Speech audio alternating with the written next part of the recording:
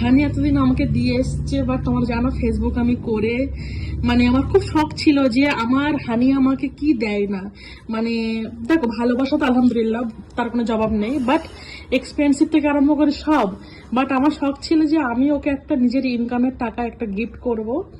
তো এটা হলো অ্যানিভার্সারির আমার গিফট হানির জন্য স্পেশাল। তো গোবু এসো, আমার তো আমার বাচ্চা দেবে, মানে সিজা দেবে। ও Thank you so much. তো honey please open this box. Wow. I want to capture your reaction.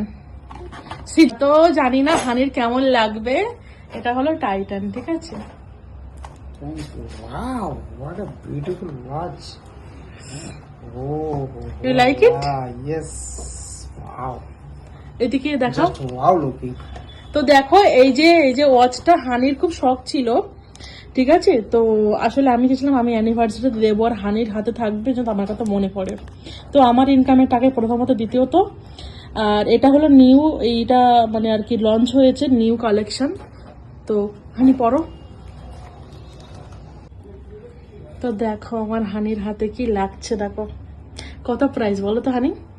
Don't have idea. I think 20,000. Yes 20,000, মানে 20,000 টাকা।